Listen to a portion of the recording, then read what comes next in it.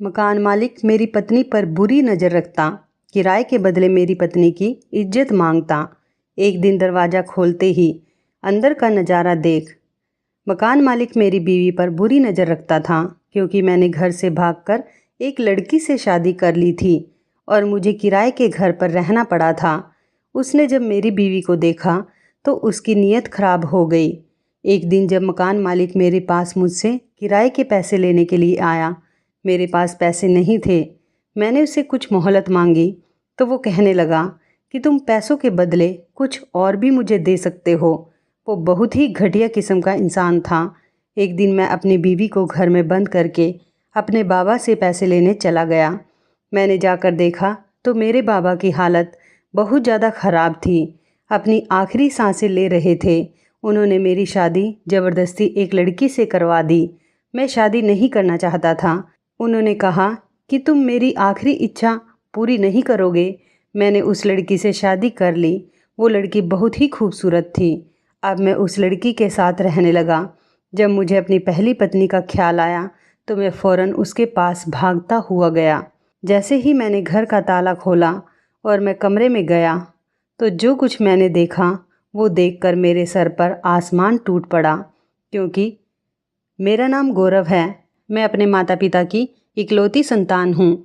हम एक गांव में रहते थे। हमारा छोटा सा हंसता खेलता परिवार था।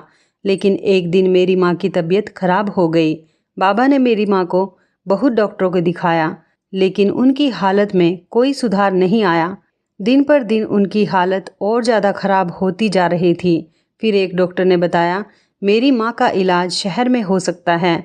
तो हम अगले ही दिन माँ को लेकर शहर पहुँचे, लेकिन तब तक बहुत देर हो गई थी।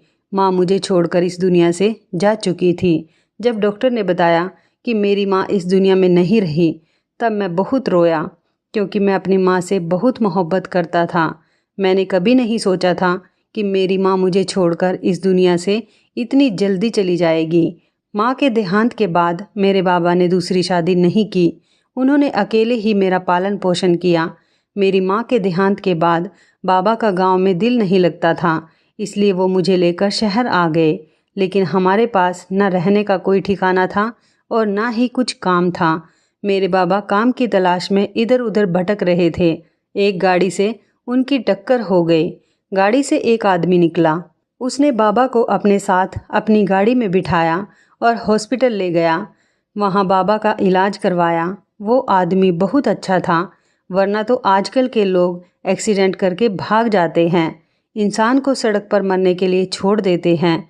वो ये भी नहीं सोचते कि जिसका उन्होंने एक्सीडेंट किया है हो सकता है वो अपने घर का अकेला कमाने वाला हो। एक मर्द की ज़िंदगी से उसके पूरे परिवार की ज़िंदगी जुड़ी होती है। अगर उस आदमी को कुछ हो जाए तो उसका पूरा परिवार बर्बाद हो जाता है। लेकिन जिस तरीके से दुनिया में बुरे लोग होते हैं, वैसे ही अच्छे लोग भी होते हैं। उस आदमी ने बाबा से पूछा कि आप क्या करते हैं? तो बाबा ने उसे बताया कि मैं नौकरी ढूंढ रहा हूँ और मेरा एक बेटा है जो अभी 10 साल का है। तब उस आदमी ने कहा कि क्या तुम मेरे साथ काम करोगे? बाबा ने कहा हाँ, क्यों नहीं, आप जो भी काम बोलेंगे वो मैं कर दूंगा। उन्होंने बाबा से कहा कि मेरे ड्राइवर बनोगे? बाबा ने कहा हाँ। तो वो कहने लगे कि कल से काम पर आ जाना। बाबा ये सुनकर बहुत खुश हुए कि उन्हें नौकरी मिल गई है। उन्होंने हमें रहने के लिए एक छोटा सा घर भी दे दिया था। बाबा एक बहुत बड़े आदमी के ड्राइवर थे। बाबा चाहते थे कि मैं खूब पढ़ूं लिखूं और अपने पैरों पर खड़ा हो जाऊं। मैं भी एक दिन अपने मालिक की तरह बड़ा आदमी बन जाऊं। लेकिन मुझे पढ़ाई का कोई शौक़ नहीं था, इसलिए मैंने सिर्फ बीए ही किया था। उसके बाद सारा दिन मैं अपने दोस्तों के साथ घूमता रहता। बाबा मुझे बहुत समझाते, मुझसे कहते कि मैं अपने मालिक से बात करके तुम्हारा एडमिशन किसी अच्छे कॉलेज में करवा देता हूँ। लेकिन मैं मना कर देता तो बाबा कहते कि ठीक है, पढ़ाई मत करो, मैं बात करके तुम्हें कोई नौकरी ही दिलवा देता हूँ। मालिक बहुत अच्छे इंसान हैं, ज़रूर तुम्हें कोई अच्छी नौकरी दे देंगे। लेकिन मैं बाबा से कहता कि नौकरी की इतनी जल्दी क्या है, अभी तो मेरे घूमने फिरने के दिन हैं, सारी ज़िंदगी नौकरी ही करनी है। अभी मुझे अपनी ज़िंदगी जीने दें, लाइफ को एंजॉय करने दें। बाबा मेरी बात सुनकर खामोश हो जाते थे। जवानी में शायद ऐसा ही होता है कि हम सिर्फ अपने दिल की सुनते हैं। अपने माता पिता की बात तो हमें समझ ही नहीं आती कि वो जो भी कह रहे हैं हमारे भले के लिए ही कह रहे हैं। एक दिन जब मैं अपने दोस्त के साथ उसके घर जा रहा था, एक लड़की रोड क्रॉस करते हुए मेरी बाइक के सामने आ गई। मैंने बहुत मुश्किल से अपनी बाइक को संभाला। उस लड़की को भी कुछ नहीं हुआ था। मैं गुस्से में उस लड़की से बोला कि अंधी हो गई है क्या? दिखाई नहीं देता? तुम्हें रोड क्रॉस करना नहीं आता तो घर से बाहर निकलते ही क्यों हो? वो लड़की खामोशी से मेरी बात सुनती रही। उसने किसी बात का जवाब नहीं दिया। जब मैंने उसका हाथ पकड़कर उसे उठाया तो मैं तो उसको देखता ही रह गया। मेरा सारा गुस्सा ठंडा हो गया। वो लड़की बहुत ज़्यादा खूबसूरत थी और बहुत मासूम सी। वो मेरी डांट से डरी और सहमी हुई लग रही थी। उसकी आंखों में आंसू थे। मैंने उससे कहा कि अब इसमें रोने की क्या बात है। उसने एक नज़र मेरी तरफ देखा और वहाँ से चली गई। मेरी नज़र दूर तक उसका पीछा करती रही। तब मेरे दोस्त ने मुझसे कहा, गौरव भाई, वो लड़की जा चुकी है, हमें भी अपने रास्ते पर चलना चाहिए। ऐसा ना हो यहीं खड़े खड़े रात हो जाए। मैंने हंसकर अपने दोस्त की तरफ देखा।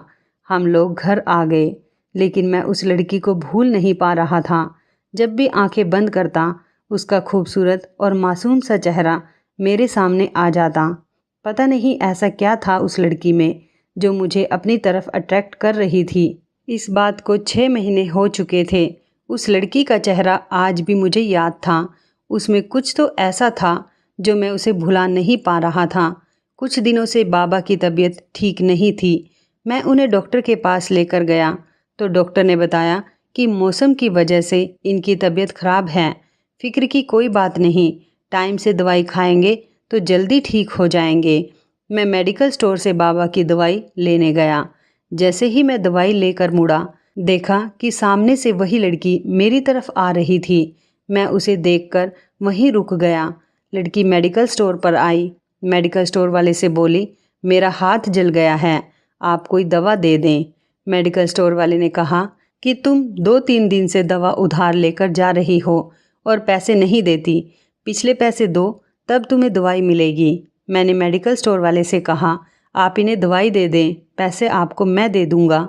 तब उस लड़की ने मेरी तरफ देखा और मुझसे बोली, आपके एहसान की मुझे कोई ज़रूरत नहीं है, मैं बिना दवाई के भी ठीक हो सकती हूँ। मैंने उस लड़की से कहा, मैं आप पर कोई एहसान नहीं कर रहा हूँ, आपके पास जब पैसे हों तो वापस कर देना। कुछ देर सोचने के बाद वो लड़की बोली कि आप मुझे अपना नंबर दे दें, मैं आपको पैसे वापस कर दूंगी। उस लड़की ने दवाई ली और वो वहाँ से चली गई। जाते जाते मैंने अपना नंबर उसे दे दिया। वो भी खामोशी से मेरा नंबर लेकर वहाँ से चली गई। मैं घर पर आया और मैंने बाबा को दवाई दी, लेकिन मैं अब भी उसी लड़की के बारे में सोच रहा था। पता नहीं वो लड़की कौन है, कहाँ रहती है, क्या नाम है उसका। मैं अपनी ही सोचों में गुम था कि बाबा ने मुझसे कहा, गौरव बेटा, क्या सोच रहे हो? बाबा के कहने पर मैं अपनी सोच से बाहर आया। मैंने बाबा से कहा कि कुछ नहीं बाबा, बस ऐसे ही। तब बाबा ने मुझसे कहा, जब तक मेरी तबीयत ठीक नहीं हो जाती मेरी जगह काम पर चले जाना। मैंने मालिक से बात कर ली है, उन्हें भी कोई ऐतराज़ नहीं है। तुम सुबह से मेरी जगह काम पर चले जाना। मैं बाबा को मना नहीं कर सकता था क्योंकि बाबा की तबीयत ज़्यादा ख़राब थी, इसलिए मैं सुबह से काम पर चला गया। बाबा जहाँ काम करते थे उनका मालिक एक बहुत अच्छा आदमी था। मैं जैसे ही उनसे मिला मैंने उन्हें नमस्ते किया। उन्होंने मुझसे पूछा, तुम मेरे ड्राइवर रवि के बेटे हो? मैंने कहा जी। उन्होंने कहा, ठीक है, मुझे कुछ देर के लिए अपने घर जाना है, तुम गाड़ी निकालो। वो आदमी बाबा की ही उम्र के थे। मैंने गाड़ी निकाली और वो मेरे साथ गाड़ी में बैठकर अपने घर पहुँचे। मैं उनका बड़ा सा बंगला देखकर हैरान रह गया। जितना आलीशान उनका ऑफिस था उससे कहीं ज़्यादा खूबसूरत और आलीशान उनका बंगला था। उन्होंने वॉचमैन से कहा, तुम इनको चाय पिलाओ, मैं अभी आता हूँ। मैंने चाय पी। वो बहुत ही अच्छी आदत के मालिक थे। घमंड तो उनके अंदर बिल्कुल भी नहीं था। इतना पैसा हो तो आदमी किसी को पूछता भी नहीं है। भगवान ने उन्हें इतना दिया था, इस बात का उन्हें बिल्कुल भी घमंड नहीं था। मैं वहीं वॉचमैन के पास बैठ गया। कुछ दिनों बाद बाबा की तबीयत ठीक हो गई तो वो अपने काम पर वापस चले गए। बाबा ने मुझसे कहा, बेटा अब तो तुम कुछ और काम कर लो। मैंने बाबा से कहा कि ठीक है, आप मालिक से बात करें, मैं नौकरी करने के लिए तैयार हूँ। बाबा ये सुनकर बहुत खुश हुए। मैं अपने कमरे में आराम करने के लिए आ गया। अभी मैं लेटा ही था कि मेरे फ़ोन पर रिंग बजी। मैंने फ़ोन रिसीव किया तो सामने से कोई नहीं बोला। मैंने फ़ोन काट दिया। फिर दोबारा मेरे फ़ोन की रिंग बजी। मैंने फ़ोन उठाया और ज़ोर से बोला कि जब बोलना नहीं होता तो फ़ोन क्यों करते हो। सामने से एक लड़की की आवाज़ आई। उसने कहा कि मैं हूँ। मैंने कहा, कौन मैं? तब उसने बताया कि मैं हूँ जिसे आपको पैसे वापस करने थे। मैंने उसे पूछा कि कौन से पैसे? उसने कहा, उस दिन मेडिकल स्टोर पर आपने मेरी दवा के पैसे दिए थे और कहा था कि जब मेरे पास पैसे हों तो मैं आपको इस नंबर पर कॉल करके पैसे वापस कर दूं। तब तो मैंने उसकी बात का कोई जवाब नहीं दिया। फिर थोड़ी देर बाद बोला कि मुझे पैसे वापस नहीं चाहिए, आप रहने दें, आपको पैसे के लिए परेशान होने की ज़रूरत नहीं है। उस लड़की ने मुझसे कहा कि मैं आपको जानती भी नहीं हूँ, ऐसे में आपके पैसे अपने पास नहीं रख सकती। मैंने उससे कहा कि कोई इतनी बड़ी रकम तो है नहीं, सिर्फ 300 रुपये ही तो हैं और आप फिक्र मत करिए, मुझे इन पैसों की कोई ज़रूरत नहीं है। हम लोग बात कर ही रहे थे, इतनी देर में पीछे से आवाज़ आई, कहाँ मर गई कामचोर, तुझे तो बस काम से भागने का बहाना चाहिए। लड़की ने घबराकर कॉल काट दी।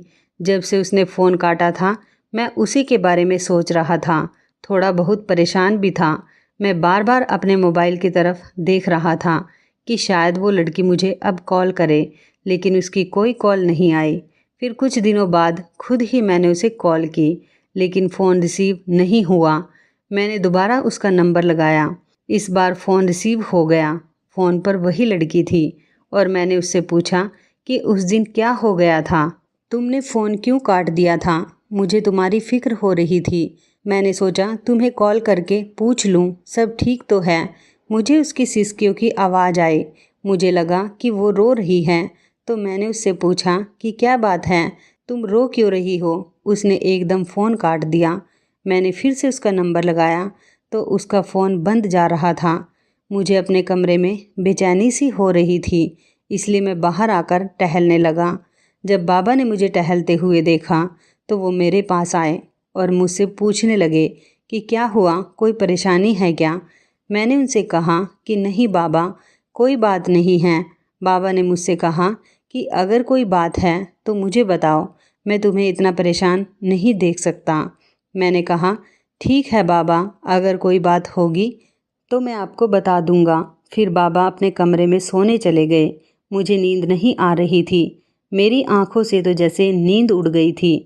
मैं अपनी बेचैनी को समझ नहीं पा रहा था। मैं सोच रहा था कि पता नहीं मैं क्यों उस अनजान लड़की के लिए इतना परेशान हो रहा हूँ। फिर एक दिन उसने मुझे कॉल की, मुझे मिलने के लिए बुलाया। मैंने उससे मिलने के लिए हाँ कर दी और उसकी बताई हुई जगह पर चला गया। जब मैं उसके पास पहुंचा तो उसके हाथ में एक बैग था।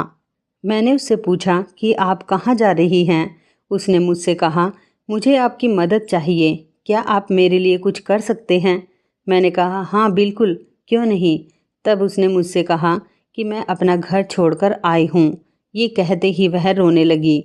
फिर मुझसे बोली कि आप मुझसे शादी कर लीजिए, मैं आपको तंग नहीं करूँगी, आपसे कभी कुछ नहीं मांगूंगी, जहाँ आप रखेंगे, जिस हाल में रखेंगे रह लूँगी, कभी किसी तरीके की कोई शिकायत नहीं करूँगी।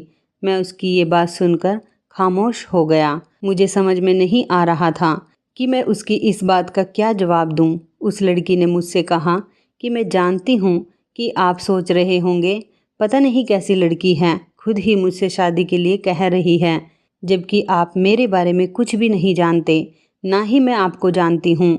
वो लड़की बहुत ज़्यादा रो रही थी, लेकिन मुझसे उसके आंसू देखे नहीं जा रहे थे।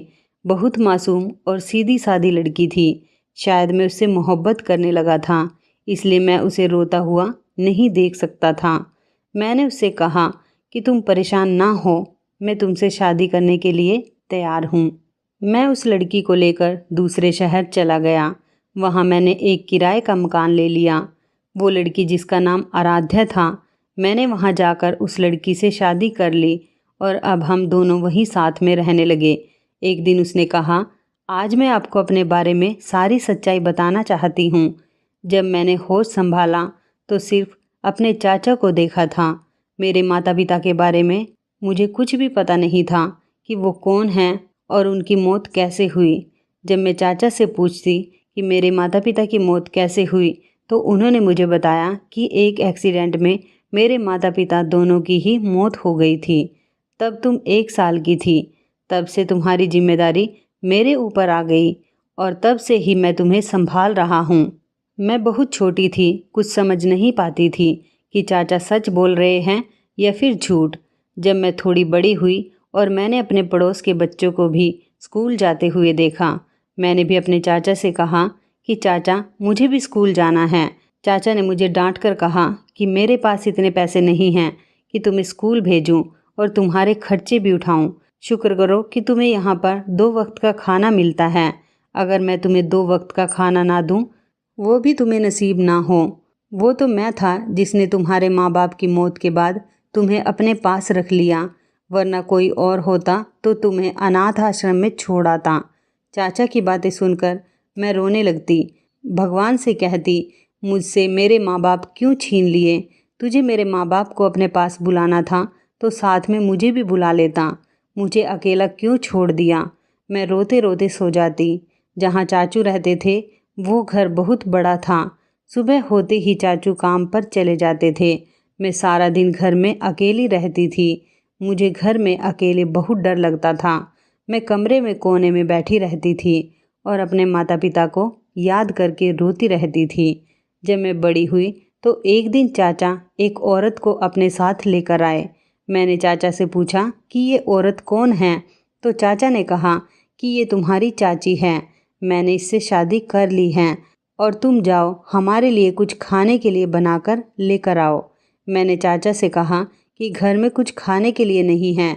तो चाचा ने मुझसे गुस्से में कहा कि सारा दिन घर में पड़े पड़े खाती रहती हो, कुछ तो हमारे लिए भी छोड़ दिया करो।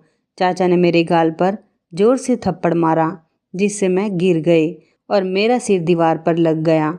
मेरे सिर से खून निकल रहा था। मेरे चाचा या चाची दोनों में से किसी ने भी मुझे नहीं उठाया। मैं खुद ही उठकर नल के पास गई और अपना खून साफ किया। फिर मैं रोते रोते अपने कमरे में आई और सो गई। जब सुबह उठी तो मेरे सर में बहुत दर्द हो रहा था और तेज बुखार भी था। मैं कमरे से बाहर आई तो मैंने देखा घर में चाचा नहीं थे। शायद वो कहीं बाहर चले गए थे। मैं अपने पड़ोस के घर में गई। जैसे ही मैंने उनका दरवाज़ा खटखटाया, कमजोरी की वजह से मैं वहीं चक्कर खाकर गिर गई। जब आँख खुली तो मैं अपने घर में थी और वो पड़ोस वाली आंटी मेरे पास बैठी हुई थी। तब उन्होंने मुझे अपने घर से लाकर खाना खिलाया और दवाई भी दी।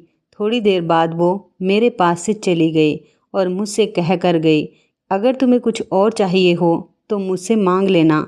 वो आंटी बहुत अच्छी थी और एक तरफ मेरे चाचा चाची थे जो मेरे होकर भी मेरे नहीं थे। जब वो घर में आए तो उन्होंने मुझसे पूछा भी नहीं कि मेरी तबीयत कैसी है। कभी कभी मैं सोचती कि अपनों से अच्छे तो पराये होते हैं, जो परेशानी में हमारा साथ तो देते हैं। यहाँ तो मेरे खून के रिश्तों ने ही मुझसे मुंह मोड़ लिया था। एक दिन चाची मेरे कमरे में आई और मुझसे कहने लगी, महारानी कभी कुछ काम भी कर लिया करो। हम तुम्हारे नौकर नहीं हैं जो तुम्हें कमरे में बैठे बैठे खिलाएं। मैंने कहा, चाची घर का सारा काम तो मैं ही करती हूँ। उस पर चाची ने मुझे घूरते हुए कहा, थोड़ा बहुत काम कर लेती हो तो कोई हमारे ऊपर एहसान नहीं करती हो। यहाँ पड़े पड़े फ्री का खाती भी तो रही हो। अब जल्दी से उठो और किचन में जाओ, अपने चाचा और मेरे लिए खाना बनाओ और सुबह जल्दी उठ जाना। मेरे मायके से कुछ मेहमान आ रहे हैं। सारे घर की सफाई अच्छे से करना और जो मैं कहूँ वो खाना बनाना। मैंने चाची से कहा कि ठीक है। सुबह उठते ही मैंने पूरे घर की सफाई की। उसके बाद जो चाची ने कहा मैंने वो खाना बनाया। सारा दिन काम करके मैं बहुत थक चुकी थी। जब मैं आराम करने के लिए अपने कमरे में गई तो चाची का भाई मेरे पीछे पीछे मेरे कमरे में आ गया और मुझसे कहने लगा, तुम मुझे बहुत अच्छी लगी, क्या तुम मुझसे दोस्ती करोगी? मैंने उससे कहा कि मेरे कमरे से बाहर जाओ वरना मैं चाचा को बुला लूँगी। तो उसने मेरा हाथ पकड़ लिया और कहने लगा, नखरे तो देखो मैडम के। इतने में चाची मेरे कमरे में आ गई और वो चाची से कहने लगा कि इसने मुझे अपने कमरे में बुलाया था और मेरा हाथ पकड़कर कह रही थी कि तुम मुझे यहाँ से भगा कर ले चलो, मुझे इस घर में नहीं रहना। मैंने चाची से कहा, ये झूठ बोल रहा है, मैंने इसे यहाँ नहीं बुलाया, बल्कि ये खुद मेरे पीछे पीछे यहाँ पर आया है। मैं तो इसे यहाँ से जाने को कह रही थी, लेकिन इसने मेरा हाथ पकड़ लिया। चाची ने मुझे मारना शुरू कर दिया और कहने लगी कि तुम मेरे भाई पर झूठा इल्ज़ाम लगा रही हो, पता नहीं किसका गंदा खून है और मेरे घर में भी गंदगी फैला रही है। कल ही इसके चाचा से कहकर इसका कोई ना कोई बंदोबस्त करवाती हूँ, नहीं तो पता नहीं क्या क्या कांड करेगी। मैं रोती रही, लेकिन किसी ने मेरी बात का यकीन नहीं किया। अगले दिन जब मैं खाना बना रही थी तो मेरे हाथ से एक प्लेट टूट गई, तो चाची ने मुझे बहुत बातें सुनाई और मेरा हाथ जला दिया। उस दिन मैं मेडिकल स्टोर पर इसलिए दवाई लेने गई थी, मुझे बहुत दर्द हो रहा था। चाचा चाची को मेरे ऊपर रहम नहीं आया। एक रात जब मैं पानी पीने के लिए उठी तो चाची को बात करते हुए सुना। चाची चाचा से कह रही थी कि पड़ोस में एक बूढ़ा आदमी रहता है, उसकी बीवी का देहांत हो गया है, अब वो दूसरी शादी करना चाह रहा था। मैंने आराध्या का रिश्ता उसके साथ तय कर दिया है और वो हमें इस शादी के बदले मुंह मांगी रकम भी देगा। इस तरह हमारी सर से बला भी टल जाएगी और हमें बहुत सारे पैसे भी मिल जाएंगे। अब जल्दी से इसकी शादी करके इसे यहाँ से दफ़ा करो। चाचा भी कहने लगे, चलो अच्छा है, हमारे किसी काम तो आई। मैं भारी कदमों से चलते हुए अपने कमरे में आई। मैं सोच भी नहीं सकती थी कि मेरे चाचा चाची मेरे साथ ऐसा कुछ भी कर सकते हैं। सुबह चाचा मेरे कमरे में आए और मुझसे आकर बोले, कल तुम्हारी शादी है, तुम्हें कुछ चाहिए तो बता दो, तुम्हारी चाची लेकर आ जाएगी। उनकी बात का मैंने कोई जवाब नहीं दिया। मैं सारा दिन अपने कमरे में ही पड़ी रही। रात को जब चाचा चाची वापस आए तो उनके हाथ में बहुत सारे शॉपिंग बैग थे। ये देखकर मैं समझ गई, शायद उन्हें मेरी शादी की कीमत मिल चुकी है। वो लोग सोच रहे थे कि मैं सो चुकी हूँ, लेकिन मैं अभी भी जाग रही थी। मैंने उनके कमरे के बाहर खड़े होकर उनकी सारी बातें सुनी। चाची कह रही थी कि तुम्हारी बेटी भी तो खूब ऐश कर रही है। इसकी शादी के बाद जब हमारे पास पैसे ख़त्म हो जाएंगे, उसके बंगले में रहने चले जाएंगे जहाँ तुम्हारी बेटी रहती है। मेरे चाचा की कोई बेटी भी थी, मुझे तो आज तक इस बारे में कुछ भी नहीं पता था। चाचा ने कहा था कि वो तो मुझे पहचानती भी नहीं थी। वो तो मैंने उसे एक दिन वो फ़ोटो दिखा दी जो मैंने उसके पैदा होते ही उसके साथ ली थी, जब उसे अपने मालिक की बेटी बनाकर अपने मालिक को देकर आया था। और मैंने अपने मालिक से कह दिया था कि मेरी बेटी तो पैदा होते ही मर गई है। मेरी बेटी और मेरे मालिक की बेटी एक ही दिन एक ही हॉस्पिटल में पैदा हुई थी। मैंने अपनी बेटी को उनकी बेटी से बदल लिया था। मैंने अपनी बेटी को उनकी बेटी की जगह पर रख दिया था, उनकी बेटी को उठा लिया था। आज मुझे अपनी सच्चाई पता चल गई थी और इस आदमी की भी, जिसे मैं अपना चाचा समझ रही थी, मेरा कोई भी नहीं था। शायद इसलिए वो मुझ पर इतने जुल्म कर रहा था। जब तुम मुझसे मिले और तुमने मुझे अपना नंबर दिया, तुम मुझे भले इंसान लगे। मैंने सोच लिया था कि अब मुझे क्या करना है। चाची ने चाचा से कहा कि आराध्या को तैयार कर दो, आज उसकी शादी है। मेरे तैयार होने से पहले चाची ने कहा कि मैं उनके लिए चाय बना दूं और फिर तैयार होऊं। मैंने उनकी और चाचा की चाय में नींद की गोलियां मिला दी। चाय पीते ही वो सो गए और मैं अपना सारा जेवर और पैसे लेकर वहाँ से भाग कर आ गई और फिर मैंने तुम्हें फ़ोन करके मिलने के लिए बुलाया। आराध्या मुझे ये बातें बताते हुए बहुत रो रही थी। अब मैं उसके बारे में सब कुछ जान चुका था।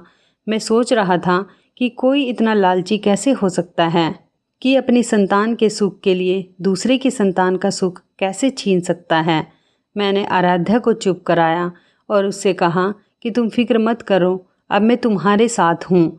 उसके चेहरे पर भी एक सुकून था, क्योंकि उसका दिल भी हल्का हो चुका था। हमें शहर छोड़े हुए 4 महीने हो गए थे। जो कुछ हमारे पास था सब खत्म हो गया था। हम दोनों ने छुपकर शादी तो कर ली थी। आराध्या जो पैसा लेकर आई थी, कुछ महीने तक तो उससे हमारा गुजारा हो गया था, मगर अब हमारे पास पैसे ख़त्म हो गए थे। मैं बहुत परेशान था। मकान मालिक भी रोज़ किराया लेने के लिए आता था।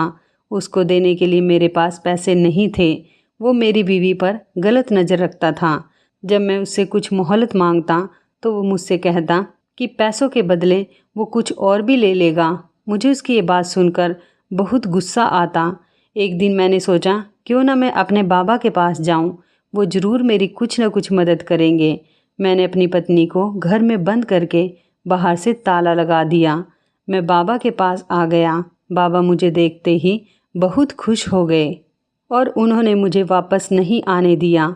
उन दिनों वो बहुत बीमार थे। मैं इस हालत में उन्हें छोड़कर वापस नहीं जा सकता था। उन्होंने ज़बरदस्ती मेरी एक लड़की से शादी करवा दी। मैं उस लड़की से शादी करना नहीं चाहता था, लेकिन बाबा ने मेरी एक नहीं सुनी और मेरी शादी करवा दी। इसी तरह 1 साल गुजर गया।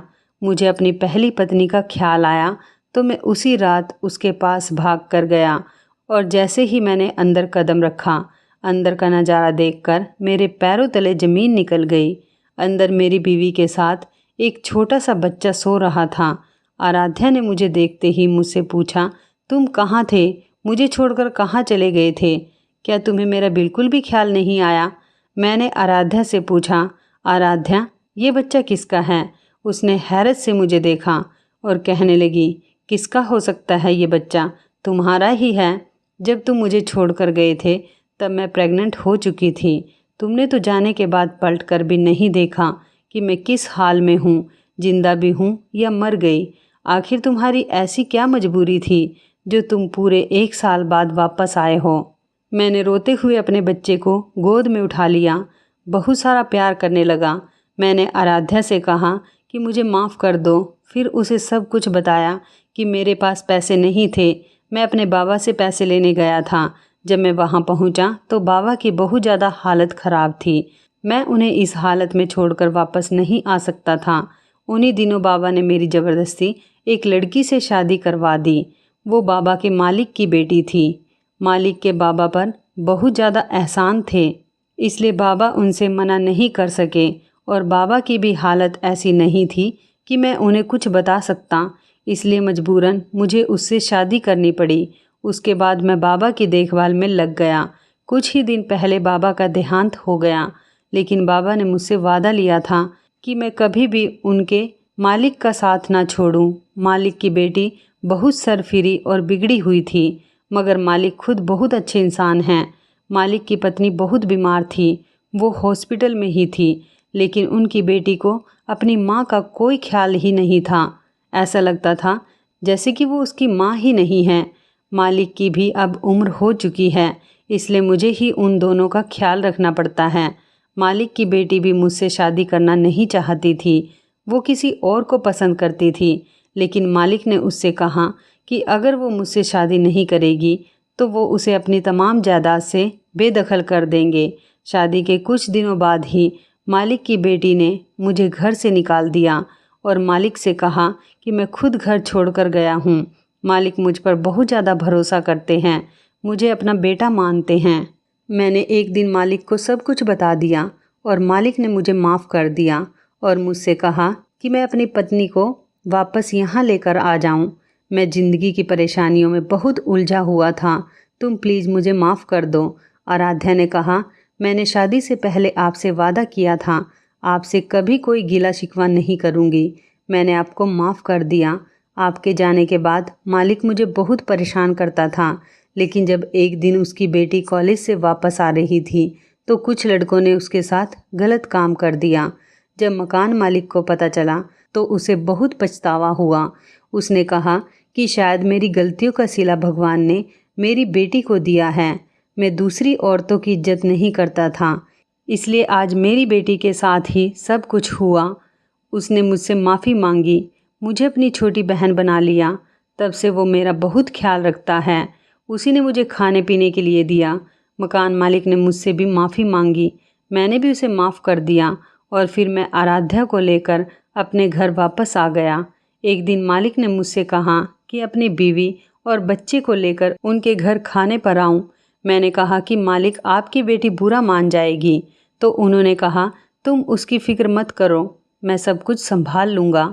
अगले दिन शाम को हम उनके घर खाने पर चले गए। मैंने मालिक से पूछा कि अब मालकिन की तबीयत कैसी है। मालिक ने कहा, चलो मैं तुम्हें उनसे मिलाता हूँ। जैसे ही मैं उनके कमरे में गया, मैं उनको देखकर हैरान रह गया, क्योंकि वो औरत तो बिल्कुल मेरी बीवी जैसी लग रही थी। आराध्या भी हैरत से मालकिन को देखने लगी। मालिक ने मुझसे पूछा कि तुम्हारी बीवी के घर वाले कहाँ हैं। मैंने मालिक को बताया कि आराध्या के माता पिता का बचपन में ही देहांत हो गया था और उसको उसके चाचा चाची ने पाला है। मालिक ने एक फ़ोटो निकाल कर मुझे दिखाई और कहा कि यही है ना तुम्हारी पत्नी के चाचा। आराध्या ने वो फ़ोटो देखा और कहने लगी कि जी हाँ, मगर आप उन्हें कैसे जानते हैं। मालिक ने बताया कि ये आदमी हमारे ऑफिस में नौकरी करता था और ये बहुत गरीब था। उसका हमारे घर में आना जाना शुरू हो गया और मैं इस पर भरोसा करने लगा, लेकिन मुझे नहीं पता था ये मेरी आस्तीन का सांप निकलेगा। एक दिन मुझे ही डस लेगा। जब मेरी बेटी पैदा हुई, यह मेरी बेटी को लेकर भाग गया। मैंने इसे बहुत ढूंढा, पुलिस थाने में भी इसकी रिपोर्ट लिखवाई, लेकिन इसका कोई पता नहीं चला। जब वो मेरे घर अपनी बेटी से मिलने आया तो मुझे देखकर छुप गया, लेकिन मैंने उसे देख लिया था। उसके बाद मैंने उसका पीछा किया और उससे पूछा कि मेरी बेटी कहाँ है जिसे तुम लेकर भाग गए थे। उसने बताया कि वो किसी लड़के के साथ भाग गई है।